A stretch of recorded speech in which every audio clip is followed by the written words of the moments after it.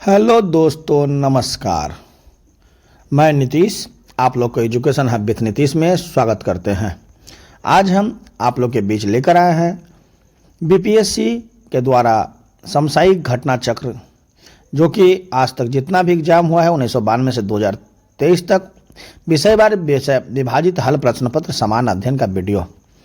सबसे पहले हम आपको बता दें कि हम जो है अभी आप लोग के लिए लूसेंट ऑब्जेक्टिव का सीरीज लेकर आ रहे हैं।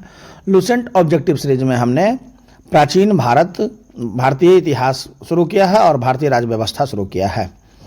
तो हम जिस तरह से आपको लूसेंट ऑब्जेक्टिव जिस चैप्टर को ख़त्म करेंगे उसी को आगे बढ़ाते हुए हम आपको जो है उसका प्रीवियस क्वेश्चन भी आप लोग को बताएंगे। अभी जो है 69वीं से लेकर 38वीं से लेकर 69वीं तक आज तक जितना भी एग्जाम हुआ है उससे संबंधित जो है इसमें क्वेश्चन का संकलन किया गया है। उसी संकलन को हम आपको प्राचीन भारत इतिहास का क्वेश्चन लाएंगे, क्योंकि हमने लूसेंट ऑब्जेक्टिव का प्राचीन भारत इतिहास सीरीज खत्म कर दिया है। आप लोग जो है प्राचीन भारत इतिहास का सीरीज देखने के बाद आप लोग इससे बीपीएससी पूर्वालोकन से हर प्रश्न पत्र का भी प्राचीन भारत इतिहास देख लेंगे तो आपका जो है क्लियर हो जाएगा। आने वाले बीपीएससी एग्जाम और बिहार एसएससी, बिहार दरोगा और बीएसओ बिहार स्टैटिकल सर्विस का जो फॉर्म आया है सांख्यिकी सेवा का, उसका भी आप लोग का कोई भी क्वेश्चन प्राचीन भारत से नहीं छूटेगा। इसलिए आप लोग जो है प्राचीन भारत का क्वेश्चन जो है हम आपको बताते हैं कि इससे जो है हर सीरीज में हम टोटल 50 क्वेश्चन आप लोग के लिए लेकर आएंगे। चलिए हम शुरू करते हैं प्राचीन भारत का सीरीज नंबर 1। चलिए, भारतीय इतिहास, प्राचीन भारत का इतिहास। भारत में पशुपालन एवं कृषि के प्राचीनतम साक्ष्य प्राप्त हुए थे। कहाँ से हुए थे? तो मेहरगढ़ से। यहाँ देखिए, भारतीय उपमहाद्वीप में पशुपालन एवं कृषि का प्राचीन स्थल मेहरगढ़ को माना जाता था, जो 7000 से 5500 ईसा पूर्व के मध्य मानव कसाब का क्षेत्र था। कुछ विद्वान मेहरगढ़ में पशुपालन का काल 85 ईसा पूर्व मानते हैं। नवीनतम खोजों के आधार पर भारतीय उपमहाद्वीप में प्राचीनतम कृषि साक्ष्य वाला स्थल उत्तर प्रदेश के संत कबीर नगर जिले में स्थित लोहरा देव है। यहाँ से 9000 ईसा पूर्व में से 7000 ईसा पूर्व के मध्य चावल के साक्ष्य प्राप्त हुए। उल्लेखनीय है कि इस नवीनतम खोज के पूर्व भारतीय उपमहाद्वीप का प्राचीनतम कृषि साक्ष्य वाला स्थल मेहरगढ़ पाकिस्तान के बलूचिस्तान में स्थित यहाँ से 7000 ईस्वी पूर्व के गेहूं के साक्ष्य मिले हैं। इसके साथ ही चावल के साक्ष्य वाला स्थल कोलडीहवा प्रयागराज जिले में बेलन नदी के तट पर स्थित यहाँ से 6500 ईसा पूर्व में चावल की भूसी के साक्ष्य मिले माना जाता है। निम्नलिखित में से किसको कैलोकोथिक युग भी कहा जाता है? तो त्राम्प्रासान युग को जो है त्राम्प्रासान युग को कैलोथिक युग भी कहा जाता है। जिन संस्कृतियों में तांबे के औजार के साथ ही पत्थर के बने हुए उपकरणों का प्रचलन मिलता है उन्हें प्रायः ताम्रप्रासानिक संस्कृति कहा जाता है। आइए, हड़प्पा में मिट्टी के बर्तनों पर समानतः किस रंग का उपयोग हुआ था? तो लाल रंग का। ये जो है 40वीं बीपीएससी में आपको क्वेश्चन पूछा गया है।